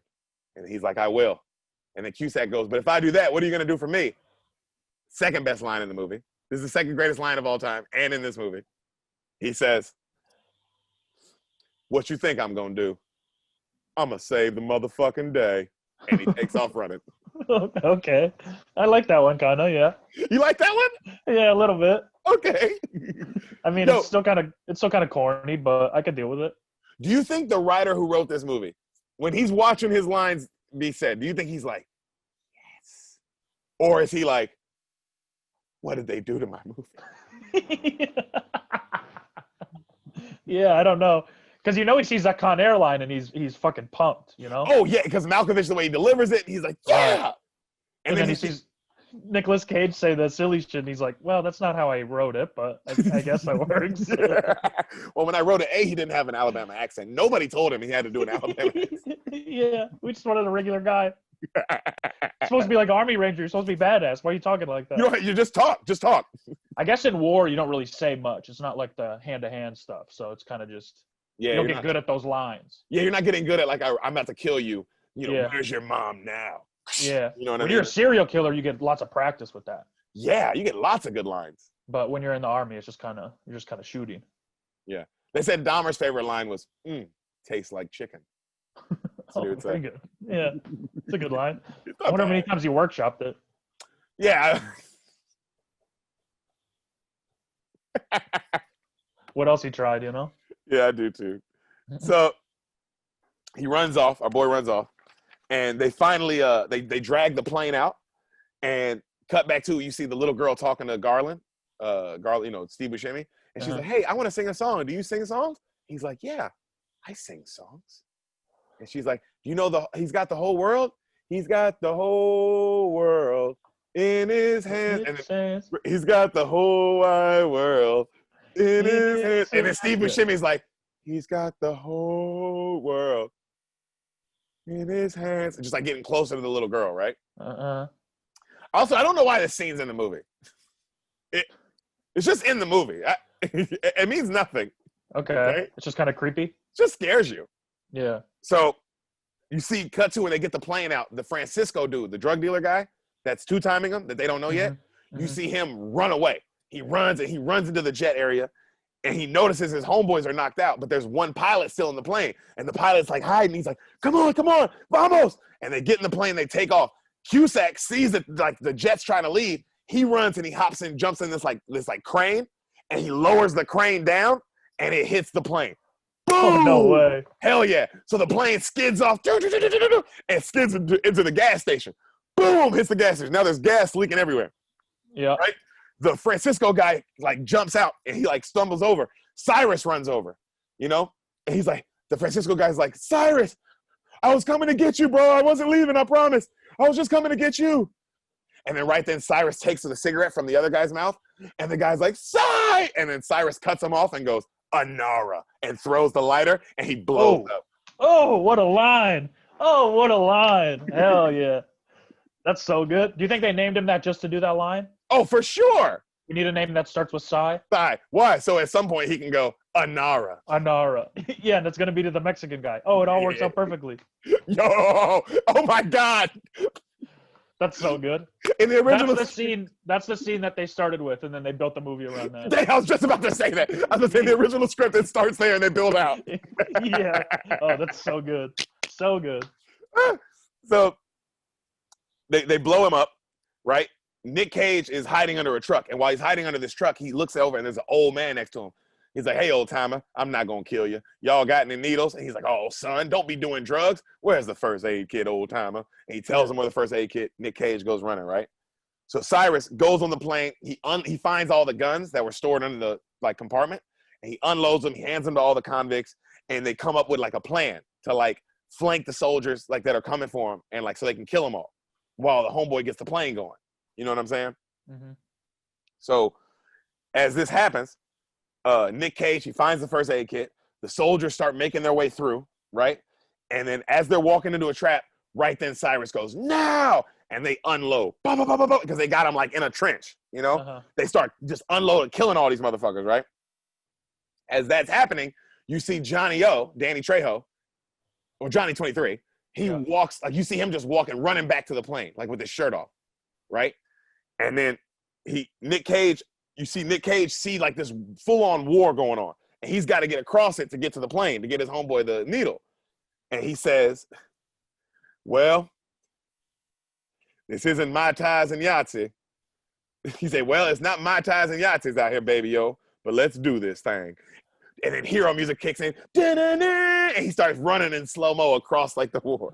Okay, yeah, very good. This isn't Mai Tais and Yahtzee? Yeah, the classic Friday night for an Army Ranger in Alabama. Mai Tais and Yahtzee. Mai Tais. So, bro, he runs across, right? The guards, you see the guard like trying to fight off Danny Trejo as he's trying to rape her, you know? And you see Baby O crawling to like try to help her. Like he's like, get off her, man, get off her, right? Right then, as the Johnny O guy's like he's got the guard down, he's about to rape her. You see Nick Cage, he ties the plane, like gets a rope, ties it to the plane, and ties it to like a huge pillar, so it's like locked in, you know. And then he runs up onto the plane and he fucking beats the shit out of the Johnny 23 guy, like right before he's about to rape the girl, knocks him out and cuffs him up, so he's cuffed up to the thing. And as he's beating him up, he goes, "You don't treat women like that." Yeah, okay. So we see Garland as they're coming, like, because Garland's coming back on the plane, right? You see the crazy Stu Shimmy, like he's got the little girl's doll, and you don't see the little girl anymore. She's dead. He comes back on the plane, and then Cyrus and all the boys go like, back on the plane. They get all back on the plane. They go to take off, and they notice it's like stuck to a thing, and they're like, shoot it free, and they fucking unload on the rope until it like cuts off, and like it cut like from what he tied it up to, and so now it's like you see a rope like dangling, and as it's running, it like connects to a car, so now they're dragging a car. They take off, and like a flying car is like behind them. Okay. You know, just to add a little extra action. Yeah, was it why not? needed? No, but like, why that we got like that was one of those things where you're like, they're like, how much money do we have left on the budget? $2 million. Yo, attach that car. Yeah, let's have a car fly by the airplane. I mean, we got the money. So you see that happen, right? And this is like as Nick Cage, Baby O is now taking his medicine, so now he's fine. The girl, they're all standing on the back of the plane like, fuck, because now it's too high to jump off, like to get down. So they're still stuck on this plane, bro. And then like right then they like you hear music cut on because they got away. Sweet home Alabama. And everybody's dancing and shit and celebrating, right? And as they're doing this, Garland, like Steve Buscemi goes, wow, a bunch of idiots dancing on a plane to a band that died in a plane crash. The irony, right? Did you know that Leonard Skinner died in a plane crash? I think they're still alive. Then why did he say that? I don't know. Maybe they did die. I have no idea. No, I'm pretty sure they died in a plane crash. I don't know if all of them died. I'm pretty sure like a couple of them niggas died. Oh, interesting. Okay. Then again, but that I didn't know that. No. That's the only Leonard Skinner song I know. Yeah. So, yeah, maybe they did die. Maybe they recorded that song and then all died. Or maybe he meant their careers died. Like that was the one song. That'd be really fucked up. They probably all died, and I'm just being mean. But are you looking it up? Yeah. Yeah, I'm curious. Let me know. So he says that shit, right? Cyrus is looking at like Nick Cage as he's talking to Ving Rhames because they're like, yo, they died in a plane crash. They did? Okay. I thought I heard that shit in school. Damn, I didn't know that. Isn't that crazy? Yeah. Maybe they would have had more hits. Yeah, if they weren't dead. Yeah. So, is it fair to call them a one-hit wonder? I think so. Yeah. Yeah. It's not on the hits' fault. No. You know? Yeah, it's kind of on them. Yeah. Oh, never mind. Sam just told me they also wrote Freebird. Never mind. Oh yes, of course. God damn it. Well, fuck them. Glad they're gone. Glad they're gone. Fucking ruining my podcast. So Cyrus and Ving Rhames realize like, hey, this Nick Cage dude is like, somebody's fucking us up. So Cyrus cuts off the music and he goes, someone alerted the authorities and even killed our boy Billy Bedlam. He's downstairs dead. Is this a coincidence? Perhaps. And then I noticed someone tied a rope to our goddamn plane. We have a traitor in our midst, and how do we flush out a traitor? And he grabs the woman guard, and he goes, we kill her. 3, 2, 1. And then right then, Baby O comes out, and he goes, it was me. I did it. And then Cyrus is like, you were near death this whole time. He goes, yeah, because I'm pretty clever, motherfucker. And Cyrus goes, you're not clever. And he shoots him. Damn. And Nick Cage is like, no! Right? As that happens. Shoots right? him dead? He's dead? No, he shoots him in the chest. Okay. So he's not dead. He's on the ground. Right. So right then, as that happens, he's about to kill Nick Cage too. A chopper comes up and starts unloading on their ass. So they all have to duck down. You know what I mean? And then Larkin is screaming, stop, don't kill him, like to the Malloy guy. That's my plane, stop, Malloy, God damn it, don't shoot him, right? Because he's in another chopper. He's like, just follow, don't shoot him down. And then Baby O's like looking at Nick Cage, and he goes, I'm not gonna make it. I'm not gonna make it, Cam. He's like, you're gonna make it. And then Baby O goes, all I keep thinking about, there ain't no God. God must not exist. I don't know how he got there, but that's where he got. Yeah, that was a dark plane ride for him. Yo, Nick Cage goes, well, I'm gonna show you that God does exist. And he gets up, and the hero music starts playing. It's just a Jurassic Park music, by the way. Yeah. And so this nigga like starts beelining, like walking to the front of the plane. And he starts kicking everybody's ass who like gets in his way. And then one guy pulls out a gun and like shoots him. And he does the classic like takes a bullet but keeps walking forward. Yeah, it doesn't affect him. Doesn't affect him. Grabs the gun, beats the other guy up, and then he locks all the cages. So all the cages come up, so now you can't get to the pilot like room, you know? And then he goes into where the pilot's at, and he's like, land this plane now, you know? And so as this is happening, like Poe gets on the recorder, and he goes, don't fire. This is Cameron Poe. I have control of the plane. Don't fire. And Larkin's like, Malloy, stop shooting. He's got the plane. He's on our side. Stop. And Malloy goes, like he goes, all right, don't shoot. Like ceasefire, right? So Cyrus is like, Poe! And he keeps working his way and like shaking the gate, Poe! And then right then the woman guard goes, hey, Cyrus! And he goes, what? And she has a gun and she knocks that nigga out. Okay, nice. Why she didn't shoot him? Still beyond me. Yeah, well, when you're a guard, you don't want to kill him. You just want to hurt him. Well, yeah, it's like, dude, I want to keep my job. All these men have almost raped and killed her multiple times, but she's going to keep them alive if she can. Yo, do your job. So she knocks him out, right? Then Poe's like, Leo, land this plane. Like there's an airfield. They're going over Vegas at this point. Land this plane. There's an airfield right beyond the strip. And the dude's like, first off, we got to land on the strip. And by land, I mean crash. This engine's down, and we're out of fuel. And so he gets on the intercom, we're going down, boys. And the plane's just going down, bro. So Nick Cage, like as the plane's going down, they all buckle up, and then Garland's singing like he's got the whole world in his hands as they're just like careening down. It's very scary, you know? Yeah. And so, bro, they smash into the hard rock guitar, like the big guitar, like that huge. They smash into that, and then they land on the script and start skidding. And they're just like skidding down the street, right? And as they're like skidding down the street, Cyrus grabs Poe, like gets him in the head, like goes, the last thing your daughter Casey's ever gonna hear, ever gonna see, will be my stinky breath in her face, right? And right as this is happening, the plane crashes into the Sands Hotel. Fucking like a propeller comes through and like splits in between them, and they all kind of go flying. You know what I'm saying? Yeah. Money's everywhere. Like Nick Cage rolls over and he's still alive. Like blood all over him. He's still alive, right? He's all fucked up. He helps the woman guard, gets up, and he gets Baby O help, and then they all get out of the plane. Cut to like that last, that kind of shot where you see all like on the end of all movies where like all the police and ambulance is there. Everybody's getting arrested. You know what I mean? Like that kind of shot, like overhead. You hear the hero music playing. Nick Cage starts talking to the guard, and he's like, the woman guard, right? And as he's talking to her, we see Cyrus and Ving Rhames all in the pilot, all sneaking off the plane onto a fire truck, right? Like they're sneaking off, right? So as he's talking to her, Nick Cage is talking to the woman guard. He's like, I got a birthday. She's like, where you going now, Cameron? He's like, well, I got a birthday to get to, ma'am. And she kisses him on the cheek, and she goes, hey, Poe. He turns around. He's like, yeah. She's like, next time, why don't you take the bus? He's like, Oh, fuck. Okay. That's what I miss from these 90s movies, bro. Those lines. classic lines. So good. How come people don't do movies like that? Because it's not like we didn't like them.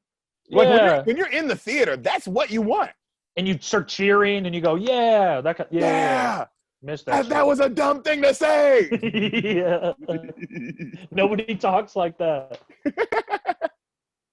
So, she says that shit. And then Nick Cage sees Cyrus and Ving Rhames and the pilot dude, fleeing on the fire truck. They're fleeing away, right? And him and Nick Cage, so John Cusack sees this too. So John Cusack and Nick Cage look at each other, and then they both hop on motorcycle bikes and like let's team up and go get them together. So they take off for him, right? Cusack, Ving Rhames, he sees them coming, and he starts trying to shoot at him, right? Cyrus is using like the water spray and trying to spray him from the back of the truck, like he's on the fire truck trying to spray him. While this happened, Nick Cage full speeds, his motorcycle goes full speed and like jumps off it and like catches himself on the ladder with one arm as the motorcycle flings into Ving Rhames and kills him. Okay, damn. All right. Yeah, that was badass. Yeah, I like that. Cusack goes on the side and like jumps off his motorcycle onto the side of the truck, right? So now, what's his name? Malkovich is like standing. So if Nick Cage is on the ladder like this, hanging from the bottom, yeah, Malkovich is standing on top, looking down at him. You know what I'm saying? Yep. And he's like trying to stab him down, like with like an axe from the fire truck. And they're driving this whole time? Yeah, they're driving. Okay. So the ladder kind of hangs off the back of the truck a little way. Yeah. They're on that part, Right. And he's trying to stab him, and he keeps missing. Nick Cage grabs the axe and breaks it, like breaks the wood part off, and stabs him in the leg. And so now Malkovich is like and he hops up, and then now they start fighting each other, right? Now they're fighting. And as they're fighting this shit, Cusack gets gets one of the other fire hoses and puts it into the driver's thing. And now it's flooding up with water, and the guy crashes off the thing. So while he's crashing, cut to, you see Nick Cage punching the guy, Malkovich, and he handcuffs him to the rail. So now he can't go. And then he hits the button to make the ladder go up. So now the ladder is like going up as Malkovich is like fucking handcuffed to this shit. Yeah. And then you see like a little bridge, and that fucking thing hits. Bam! And it sends him flying, bro. Hell yeah. Malkovich goes flying. You see Nick Cage, he jumps off the fire truck. Cusack jumps off. The fire truck fucking crashes into some shit. All right? You see Malkovich, he lands on like a conveyor belt. Bam! He's all fucked up. And the conveyor belt takes him, like it's like him and all these rocks, and it drops him off on like a pile. And it's a place where like the rocks get smashed. Oh, like, okay. Yep. And then he goes, and then you see like he looks up, and he's like, ah! And then his head, coop, and his body just flat. Okay, bye. That's how he dies. That's a good death. That's a pretty badass death. Also, he deserved it. Like he carried the whole movie. Yeah, absolutely. Better than getting hit by a motorcycle. Way better. That was Ving Rhames' shitty death. Yeah. So right then we see a bunny. Remember the bunny? Yes. Beginning of the movie? Yeah, put the bunny back in the box. Put the bunny back in the box. The bunny is now floating like down the gutter, like into the gut, like down the side of the street into the gutter. It's all dirty. And as it floats into the gutter, you see a hand grab it last second. And it's Nick Cage. Yeah. Right? And he has the dirty bunny. And he sees Larkin. And he's like, just so you know, Larkin, there's 3 men I trust now. Because earlier in the movie, he said he only trusted 2 men. And one of them was God. And he's like, now there's 3 men I trust. And Cusack smiles and they shake hands. And then that soft-ass music from the beginning of the movie starts picking up. Right? How can I live without you? He sees his wife and his daughter. And he walks over to him. And she's like, hey, Cameron.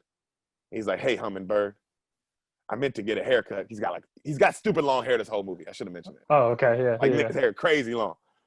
And then he goes, I got a present for Casey. It's a little dirty. And he wipes it off, and then she takes the bunny. He's like, happy birthday, darling. And they hug. And tell me how do I live without you? Ooh, so good. What I know, how do I breathe without you? And as that song's playing and the camera fades out, you hear a Vegas guy go, new shooter, you feeling lucky, sir? And he hands the guy the dice, and it's our boy Steve Buscemi, who's in Yep. like civilian clothes. Yep. Like, Okay. I do feel lucky. Con Air. That's it. All right. Hell yeah. That's how the movie. Yo, that was the whole movie. That's so good, bro. Honestly, in my top 10 now. Oh, really? I think so. I mean, I still have to watch it, but from what you said, with all those classic lines, all those badass villains, I'm in. Yeah. Like, so like right behind like Shawshank and like Dark Knight, you put this. Yes. And Inside Out. Yep. And, And then Con Air. and Inside Out. It goes Dark Knight, Shawshank Redemption, Inside Out, Con Air. Yeah. Did you enjoy it, buddy? Yeah, that was great. Hell yeah, man. Thanks for So letting me good. tell it to you. I had nothing else to do. I have nothing else to do. This is like, because you mentioned that I gave you the list of movies I hadn't seen, and you gave me shit for it because it's a lot of really good movies. Yeah, you have. I mean, literally, Hassan hasn't seen the most. Sam hasn't seen the second, because Sam's like took like pretty much 3. So Sam had seen all the movies, hadn't seen any of the movies that Hassan had seen other than the romantic comedies. Right. Okay. So that was the only thing she took off the list, was like all the romance movies that I was going to do for him, because she's seen them. But she hasn't seen nothing else. And then I sent the list to you, and you also haven't seen anything. Yeah. But this is the way to get me to watch it, because now I want to go watch it right away. Hell yeah, bro. Well, hey, I'm going to have you back ASAP, bro. I got to. Yeah, for sure. got to. I'm down. This was so much fun, bro. Thank you down. so much, bro. Yeah, thanks for having me on. I love you. Anything you want to plug? Just follow me on Instagram. Follow me on Instagram. The Big Humble? The Big Humble. Oh, yeah, my podcast, The Big Humble. You see that on my Instagram, though. I mean, yeah, these are podcast listeners, though. And I'll say this. Most of my listeners don't follow me. Oh, really? Yeah, then listen to my podcast. Yeah, because I get way more downloads than I do, like, views and shit. And I'll be like, how come y'all niggas don't follow me? I'm talking to y'all right now as y'all are listening, and y'all still won't get a social media. I don't give a fuck. Like, I don't want to create a social media. Just do it for me. Yeah, just do it for us. We need it. We need it. But yeah, listen to that, the Big Humble on podcast, and then Matt Daddy Lockwood on Instagram. The Big Humble Podcast, Matt Daddy Lockwood. Rate, review, subscribe. Guys, rate, review, to subscribe to Spoil the Beans. Follow the Raw Room Podcast. We love you, Beaners. We love the Mexican fans as well. We love everybody here at Spoil the Beans. Daddy, I love you the most. Thanks for coming, buddy. Too, dog. Yeah. I'll talk to you soon. All right, Sounds later. good, bro. Beaners, we're out.